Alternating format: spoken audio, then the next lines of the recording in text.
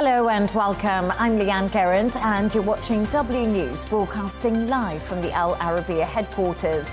These are our top stories. President Donald Trump lands in Qatar after meeting with Syrian President Ahmed al-Sharaa in Saudi Arabia.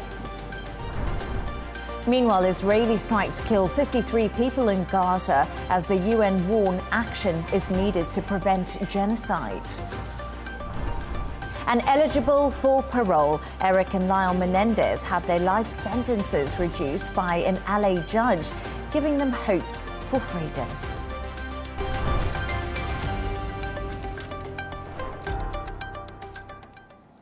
To our top story, and US President Donald Trump has arrived in Doha as he continues his Middle East tour. He's met with the Emir of Qatar and signed aviation and defense agreements between the US and Qatar. Before leaving Saudi Arabia Earlier, he met with the Syrian President Ahmed al-Sharaa after announcing the lifting of sanctions. Al-Arabiya website editor Joanne Syria is in Riyadh and has been following Trump's talk. U.S. President Donald Trump just wrapped up a historic two-day visit in Riyadh, and it was absolutely packed with major announcements and surprises. And one of these major announcements was the lifting of U.S. sanctions on Syria, something that probably wouldn't have happened without the efforts of Saudi Arabia. Crown Prince Mohammed bin Salman met with both Trump and the Syrian president this morning, and this was the first time the two met, and it happened right here in the capital of Riyadh. After the meeting, Trump even announced that the U.S. is exploring normalizing ties with the Middle Eastern country. And this is quite the dramatic shift considering years of sanctions. And Trump also said it was time to give Syria a fresh start. Now on Gaza, both the U.S. and Saudi Arabia stressed the need for an urgent ceasefire and to allow aid in. And on Iran, Saudi officials voiced full support for U.S.-led nuclear talks. And yesterday, MBS announced deals signed with the U.S. worth over $300 billion. And we're talking about deals in defense, tech, AI, energy, and many other sectors. And Trump's two-day visit ended with a Gulf-U.S. summit where leaders discussed ongoing Gulf-U.S. partnership as well as geopolitical matters. And he's now in Qatar and will be heading to the UAE tomorrow to complete his Gulf tour. Back to you, Leigh-Ann. Earlier on today, Joanne also caught up with Azadeh Efdihari, managing editor of The Independent Persian, who reflected on the success of President Trump's visit. Take a listen. Saudi Arabia message to the world is peace and progress. And I think the most important message to this conference is peace and progress. We heard in these two powerful words in President Trump's speech yesterday and, of course, Prince bin Salman's speech yesterday. And all the contracts and the deals that signed yesterday was toward this aim, and they are just trying to improve and have a better understanding from each other to have the very stable and calm Middle East. And what do you think this trip has as an impact on the global stage and the world? I think it's very important. This is the second trip of President Trump to Saudi Arabia, and he didn't choose any other countries or any European countries to go. He just came here in Riyadh because Riyadh is improving and is just really a spectacular situation in the Middle East. And this trip is just highlighting the importance of Saudi Arabia in every aspect of the things in the Middle East, like economy, diplomacy, politics, everything is Saudi Arabia is very important, and Mr. Trump just highlighted this importance. We can now speak to Zaist Armenazi, former ambassador of the Arab League ambassador to the UK and author of The Story of Syria. Zaist, great to have you on the show. I appreciate you joining me. 6 months after... Pleasure. 6 months after Ahmed al-Sharaa led the ousting of Syrian dictator Bashar al-Assad, he was shaking hands with Donald Trump, who would go on to describe him as a young, attractive, tough guy. Is this a chance for reconciliation and opportunity? Absolutely. This is a very significant moment in Syria's current history. It opens the door to a transformation in the country's fortunes. That's why we see celebrations all over the country. I can only quote from the Minister of Economy yesterday, who said the world will be astounded, so are his words, at how Syria will recover and build a future worthy of its people. So I just want to talk a little bit more about that. So Trump says the US lifting sanctions will give Syria a good, strong chance after years of deadly violence and under the grip of Bashar al-Assad. How significant is this for Syria when it comes to attracting overseas investment and also rebuilding its economy? We must remember that the lifting of sanctions was the #1 priority for the new Syrian administration when it took power nearly 6 months ago, as he said. Therefore, it is an important milestone in starting to attract foreign investment, which is very much needed for the country to start recovery and reconstruction. And the countries of the Gulf themselves have said this is an important step because it allows us the freedom to invest and to help in the recovery of the country. So yes, it is a monumental moment in Syria's history. As we were just saying then, you just told me this was a monumental moment. It was also a historic meeting with Donald Trump, Mohammed bin Salman, al-Sharaa and Turkey's president. How will this meeting reshape relationships in the Middle East, but especially when it does come to Israel? Well, Israel is the fly in the ointment. It is the country that is pursuing dangerous policies in the region that put at risk all these international efforts to try to establish stability and peace in the area. And the international community and the powers that be need to rein Israel in if that kind of progress is to be achieved. Until December, the US offered a $10 million reward for al-Sharaa's arrest. That's according to the BBC. Do you think al-Sharaa is the man to change Syria's future? Well, Mr. Sharaa, or President Sharaa, has himself alluded to his past and said that what I felt and believed in my youth has gone through a process of change as we face reality. And he's admitted that for the ideological basis has to give way today to practical and pragmatic politics that looks at the interests of the country and how to shape its future for the benefit of its citizens. He's made that very clear. And I just want to ask you, I know that you traveled to Syria and of course you know the country well.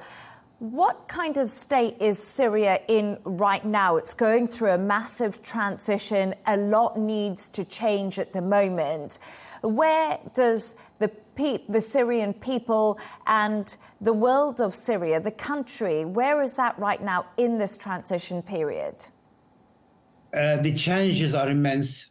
I'm witness that myself. There's so much that needs to be done to pick the country up from a whole 10, 14 years rather of conflict and destruction and demographic movements and all the rest of it. So yes, there is much to be done, but there's also a spirit of hope, a spirit of trying to achieve what is possible. And really, I felt that spirit myself, and I feel there's a confidence and an optimism that is spreading through the country, despite some apprehension, it has to be said, because still the future is not absolutely clear. But what is clear is the need and the drive that I noticed among the population. Zaist Armanazi, it's been wonderful to speak to you, former ambassador of the Arab League and author of The Story of Syria. Once again, I appreciate your time. Let's go live to Washington now to speak to former US Special Envoy Ellie Coe-Hannem. Ellie, great to have you back on the show. The US and Qatar have signed a raft of agreements on the second day of Donald Trump's visit to the Middle East. The US president has secured some significant investment agreements, namely the Boeing deal, which happened today. Ellie, is his charm offensive working? Leigh-Ann, thank you again for having me on. I believe this visit of President Trump, his first foreign visit in his second term to the Kingdom of Saudi Arabia and now Qatar, as you mentioned, and onwards to the United Arab Emirates, will be deemed as one of his most important and truly successful foreign visits, probably, I would predict, even in this second term coming up, with 4 years really ahead of us. And the reason why, Leigh-Ann, is because the president campaigned here in the United States on an America First policy. And he is so far delivering $600 billion of investment from the Kingdom of Saudi Arabia and possibly up to $1 trillion. You just mentioned the Boeing deal in Qatar. There's more coming from the United Arab Emirates. And so it really helps the president achieve the prosperity he wants for the American people, the golden age that he describes it as. And also, I think he wants to bring prosperity to the Middle East and to the Gulf. He wants our allies to also succeed and to better the lives of their citizens.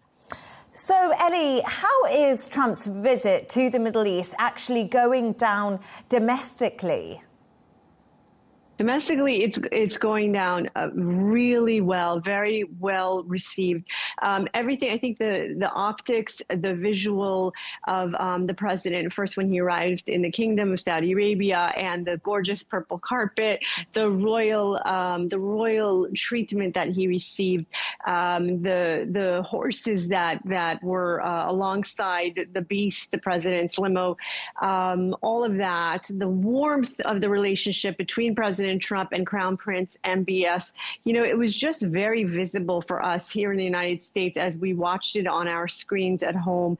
And so I think that it is very well perceived. Also, the speech that President Trump delivered yesterday, I think was really noteworthy because he seems to be the first president really in the United States who gives credit for the indigenous political and social culture of the region, really gave so much credit to the Kingdom of Saudi Arabia for everything that the kingdom has achieved in its history to bring, again, prosperity and a good life to its citizens, and being so forward-looking.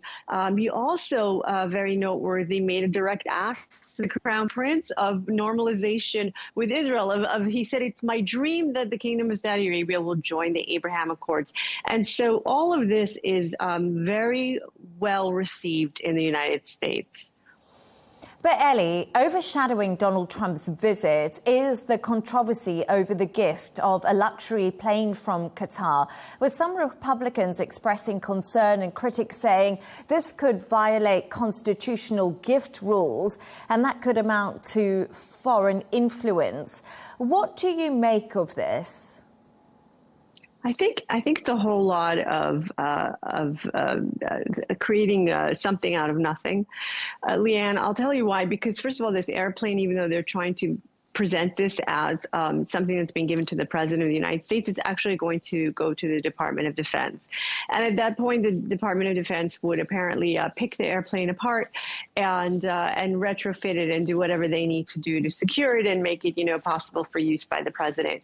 So I think what it really indicates, Leigh-Ann, is perhaps a hesitation on the part of the American public about the relationship with Qatar. I think that's what really the underlying story here is. In the United States right now, we've had a lot of media expose on the fact that Qatar is funding our universities in the hundreds of millions of dollars. And we have seen this pro-Hamas, anti-Semitic, anti-American movement across our campuses. And so right now there is a sense of unease on the entire relationship between the US and Qatar. And certainly I think this is something that the president might address behind closed doors while he's there on his visit. On this trip, have we seen a significant shift in US foreign policy, with Donald Trump deciding he's going to lift sanctions on Syria and actually by not visiting Israel? Well, I don't think the not including Israel on this agenda means anything. Let's remember that President Trump invited Israeli Prime Minister Netanyahu to visit him in the White House 2 times in the first 100 days. He's the only foreign leader that was invited to do so. And so there's a lot of significance there. I think that the relationship between the U.S. and Israel is very strong. Everything's very closely coordinated. The senior advisor to Netanyahu, Ron Dermer, was in the White House just last week. There's incredibly close coordination on everything that's going on between the two countries. I don't think that President Trump needed to go to Israel right now. I'm not sure that there was any extra agenda items, and I don't think the symbolism was necessary because, again, you just had Netanyahu in the White House twice in the first 100 days. I would say that where Israel came up on this trip is what I mentioned before, which is President Trump. He made one direct ask to the Crown Prince MBS, and that was, it's my dream that Saudi Arabia normalizes and becomes a part of the Abraham Accords. And so, without Israel being on the agenda, Israel is on the agenda.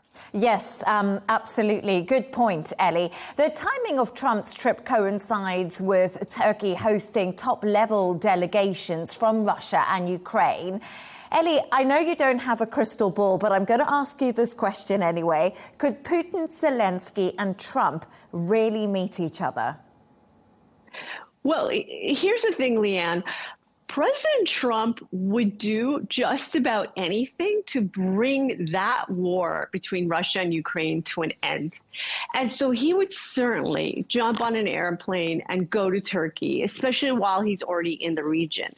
The stumbling block, of course, is the 2 other presidents themselves, right? Zelensky had to be goaded into accepting the Russian original proposal for them to meet.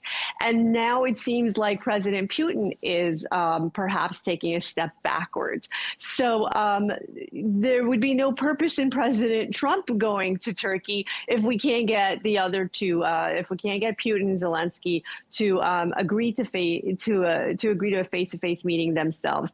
But we do know that Secretary of State Marco Rubio is on his way over there. And so I think that if there's going to be any amount of talks, on any level, you will certainly have the U.S. commitment to try to bring that war to an end. And Ellie, before I let you go, just briefly, why does Donald Trump love the Middle East? I think that there's a cultural understanding between President Trump. And again, we heard a bit of that in the speech that he made at the Saudi Investment Forum, where he recognized that the Middle East has its own culture, its own political culture as well, and that too often in the past there has been this kind of Western interventionism in the region. He says that there were attempts to build Kabul, and there were attempts to build, Iraq, and those attempts failed. But meanwhile, the Kingdom of Saudi Arabia, look at the glorious country that they've built, and you could see that in the region and other parts of the region as well. And so I think President Trump really understands that that there is this very valuable culture that exists in the Middle East, and it has as much value as the Western civilization does. So I think he just has an affinity for the region. Eli Kohanim, former US Deputy Special Envoy, thank you for joining me and for your insights. Thank you.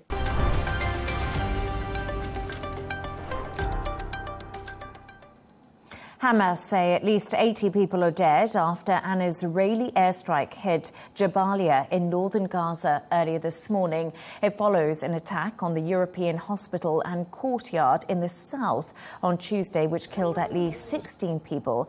Israel says it was targeting a Hamas command center beneath a hospital in Khan Yunis. The United Nations chief has now warned action is needed to prevent genocide.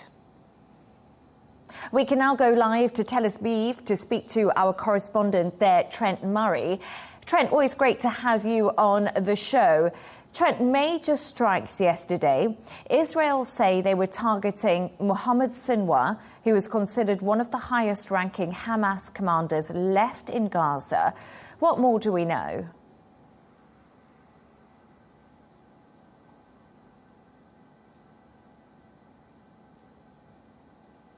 Well, Leigh-Ann, we are witnessing a major uptick and intensification of those Israeli airstrikes across multiple areas of the Gaza Strip. But much of the focus right now does continue to be on that big airstrike on the European hospital. This is an EU-funded facility in Khan Yunis in the south. The IDF has admitted that they did launch that airstrike around 24 hours ago.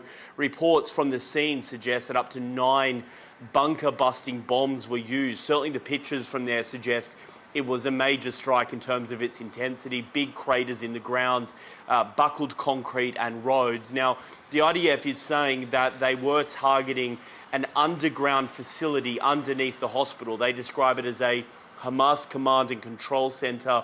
There is much speculation, though, here in Israel over who the specific target was. The IDF has not openly admitted that they were targeting Mohammed Sinwar, but certainly security officials here are briefing that that's who the target was. He, of course, is effectively now the leader of Hamas in Gaza after his brother Yahya Sinwar died in an Israeli attack in October of last year. Hamas is denying he was there, but they have not yet provided any sort of proof of life. So right now we are just waiting to see. We do know that throughout the day, according to Palestinian media, that rescuers have tried to access that site where that underground bunker allegedly has sort of collapsed because of these explosions. But the IDF has been pushing those rescuers away with additional airstrikes. And Leigh-Ann, I just have to mention, while we were coming on air, there has been a new update provided by the IDF Arabic spokesperson where they say due to Hamas terror organisation exploiting civilian areas for terror activities, as shown in this attached image, the IDF will soon attack this area with great force. It's asking Palestinians to evacuate. That is around the Gaza City area. A cursory glance tells me that there are several school complexes as well as a hospital there. So it would appear as we go to air, another major attack in Gaza is imminent. Trent, let's just move on to talk a little bit about where ceasefire negotiations are right now, because we've just been talking about, you know, the death toll in Gaza, the European hospital being hit. You know, Donald Trump says that he's hoping that some hostages are going to be returned during his trip in Riyadh following the release of Eden Alexander. Do you think there's any movement right now towards talks to possibly end what's happening?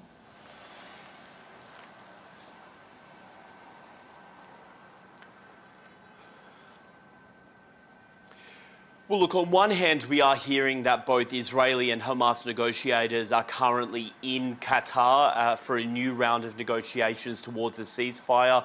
The report suggests that there's been no major breakthroughs today. But, of course, President Trump, while he was in Riyadh there, did make a number of comments which I think were quite noteworthy, where he said the people of Gaza deserve a much better future. And he went on to say that we continue to work to get this war ended as quickly as possible. It's a horrible thing that's taking place. That's what the president said. Now, that is a slight break in the Israeli position, because the Israeli position is one that this war will continue until all of their war goals are That includes the return of all of the hostages as well as the complete demilitarization of Hamas and the Gaza Strip. But based on some of those comments here from President Trump when he was in Saudi Arabia, perhaps the US is looking for an off-ramp here to try and bring this war to an end. But I think the facts on the ground, as we were just discussing, suggest that the IDF is upping the tempo somewhat with its military operations. And so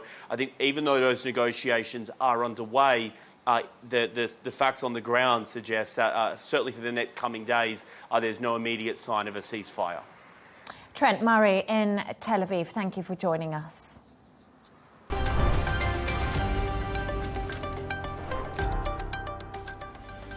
Let's take a look at some of the other stories making the headlines today.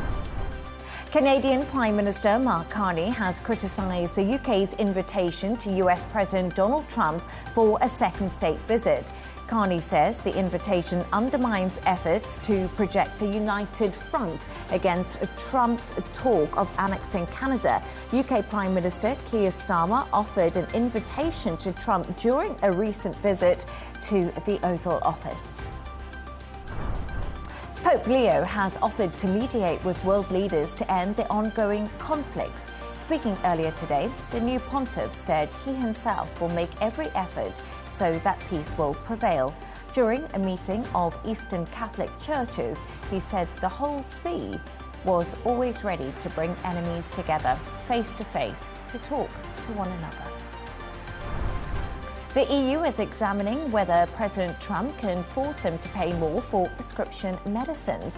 Trump has warned that if drug makers do not cut prices, they could be hit with tariffs. The US Government Accounting Office made a comparison with Australia, Canada and France and found that prescription drugs were 2 to 4 times more expensive in the US. And Italian manufacturers of baby products are looking to the elderly as the national birth rate declines. Last year, the fertility rate dropped to 1.18, below an EU average of 1.38. Out of the 2 remaining baby product makers, one company is branching into goods for senior citizens, like reclining armchairs.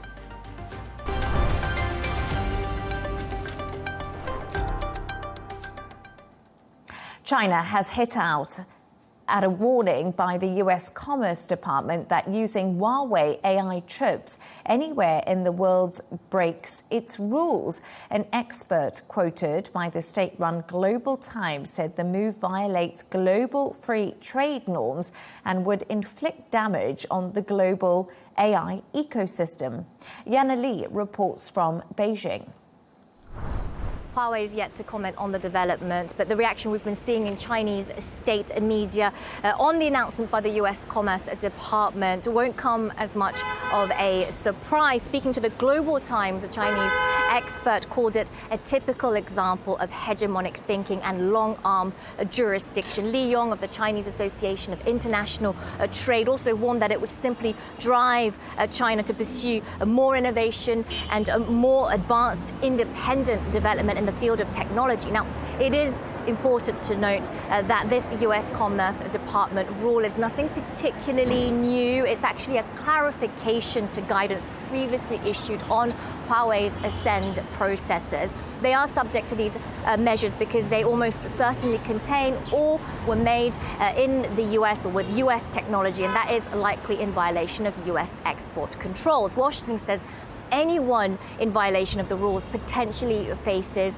substantial criminal and administrative penalties. China's Commerce Ministry has previously criticized such regulations. It says that these sorts of controls really create obstacles and interference to third parties who wish to pursue a normal trade with China. But the timing of all of this is really interesting, coming despite that de-escalation of the tariff war between the two sides. The US laid out these instructions whilst more broadly announcing plans as well to rescind Biden-era regulations on the export of semiconductors used in developing AI. One expert has noted that it's not at all clear just how all of this might be enforced, but that it will have an effect on pushing market players to pick sides between the United States and China. Yana Lee in Beijing, thank you so much.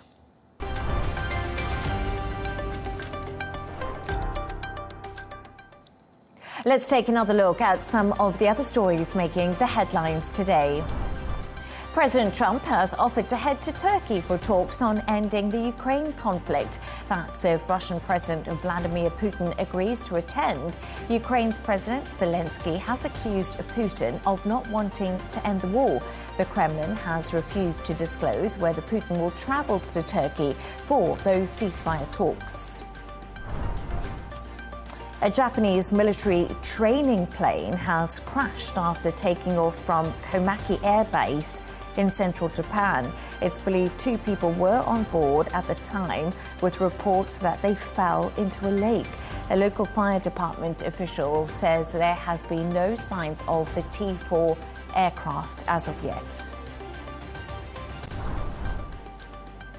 The former Uruguay president, José Mujica, known as Pepe, has died at the age of 89.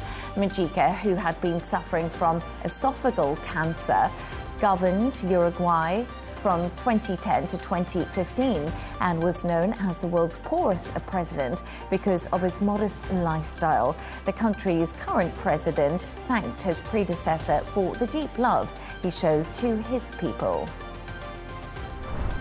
And Airbnb has announced it will now offer new services like private chefs, spa treatments, and makeup artists as it expands its business. The site has recently faced several challenges as popular holiday destinations clamp down on short-term lets. The company's new luxury offerings will be available in 260 cities.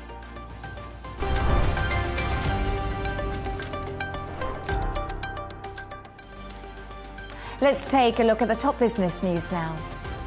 Burberry is planning to shed 1,700 jobs globally as the British luxury brand cuts costs to revive its performance.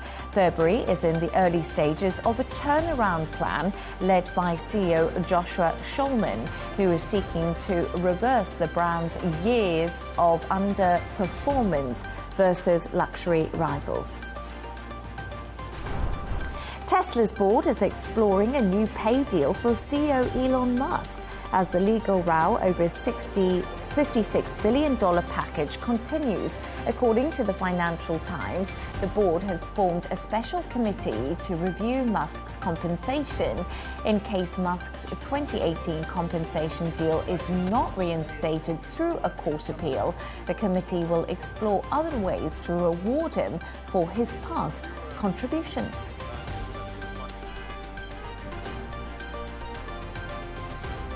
And we're going to go to the sports news now.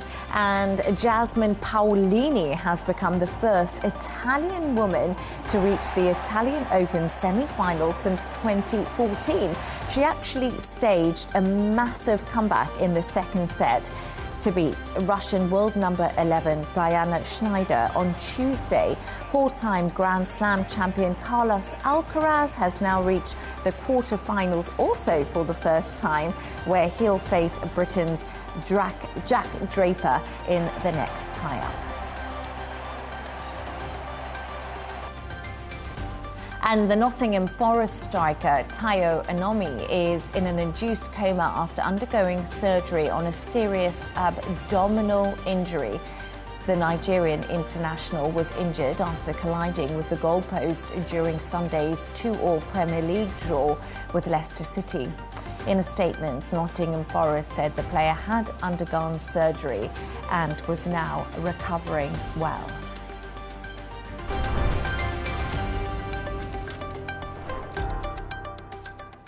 A Los Angeles judge has reduced the sentences of Eric and Lyle Menendez, the 2 brothers currently serving life for murdering their parents back in 1989. Judge Michael Jessic resentenced the pair to 50 years, which means they could become eligible for parole. In a statement, the brothers told the court they were sorry for their actions and hope to work with victims of sexual abuse if given the chance of freedom. We can now get the latest from our correspondent, Sarah Firth. Sarah, Great to have you on the show. First of all, talk us through this latest resentencing that we've seen over in the US. Yes, so this was a Los Angeles judge resentencing the brothers to life, but with the possibility of parole. Now, that opens a path to freedom, Leigh-Ann, that we haven't seen the brothers have until this resentencing. Now, the judge saying in the case that I'm not saying they should be released. He said that was for the parole board to decide. But he did say, I believe they've done enough in the last 35 years, and with their clarity and the purpose of their service, that they should be given the chance. So what does this all mean? They have been resentenced to life for killing their parents, but Eric and Kyle will now be able to go before the parole board. That is going to be happening June 13th. And the parole board will then decide what part happens next. So you saw the brothers really in this pretty dramatic trial. You know, it had a lot of eyes and a lot of attention on it. Play out with the brothers for the first time, really, in many people's eyes, seeming to take full accountability for what they did. Now, we know that their lawyer was pushing very hard, their defense pushing very, very hard for a manslaughter charge. Legal experts have told me, look, that was never very likely. And actually, this situation, where they have been resentenced 50 years life, but with the chance of parole, now kicking the decision over to that parole board, this gives an opportunity that we haven't seen the brothers have before. And again, the reactions actually that we saw in the courtroom as that sentence was announced, although the look on some people's faces might have looked a bit downcast, you know, others, there was a very emotional response to what was clearly in this situation deemed a pretty big, if not outright win, a path to a potential win for the brothers. So, as you mentioned, there were tears from some of the family leaving the courtroom. What have the brothers said, and what have the family said about this decision? Yes, Leigh-Ann, and I mean, some of those tears were described by the family as tears of joy. They saw for the first time this possibility opening up for the brothers, this legal route that hadn't been there until this renewed attention on the case, renewed evidence came to light. It was very interesting, again, listening to the brothers speak during the trial. There was a lot of focus that has been put on their rehabilitation journey, what they've been doing. Really, the picture that was painted, and not just in this trial, but in the lead up to the trial, was one of these sort of model inmates in these brothers, where they'd really put their time behind bars for more than 3 decades now, since they were originally sentenced. Into education, into rehabilitation programs, into counselling and the like. And so that certainly will have played a part in the decision. But interestingly, you know, the family, the cousins that were there in support of Eric and Carl, although it is important to point out that not all of the family are supportive. You have, for example, Kitty Menendez, the mother who was killed, her brother who passed earlier this year. He was strongly against the brothers being released or even retried. And actually what's interesting is what you've had in this case is the prosecution, while you had the district attorney originally supportive of a resentencing trial, there was then a change in district attorneys, and the new prosecutor, we know, was not for the brothers being resentenced. Now, he has said, and the legal team for the prosecution has said, look, we don't feel that the brothers have taken full accountability for their crimes. They haven't seemed to realize the full severity of their crimes, and they've used defenses like abuse to get to where they are. But that is important to point out. I think it's not fully supportive all around. But on the steps, you heard one of the cousins saying, look, this has really opened up a path of hope that we haven't had before. And even some of the filmmakers are getting thanked because, of course, this whole thing, getting this media spotlight and attention, and even getting to trial in the first place, because of some of the renewed interest as a result of some of what's come to light recently. Yes, indeed. It was the Netflix effect when it came to the Menendez brother and that case that happened in 1989, so a while ago now. Our correspondent, Sarah Firth, thank you so much for joining us.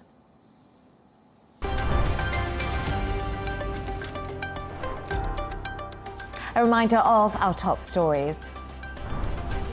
President Donald Trump lands in Qatar after meeting with Syrian President Ahmed al-Sharaa in Saudi Arabia. Meanwhile, Israeli strikes kill 53 people in Gaza as the UN warn action is needed to prevent genocide. And eligible for parole, Eric and Lyle Menendez have their life sentences reduced by an LA judge, giving them hopes for freedom. That's all from us on W News. Don't forget to subscribe to our YouTube channel and also follow us on X. Riz Khan's show is coming up next, followed by Counterpoints with Melinda Nusafora. Plus, of course, we'll be back in a couple of hours with W News Extra. Goodbye and thank you for joining us.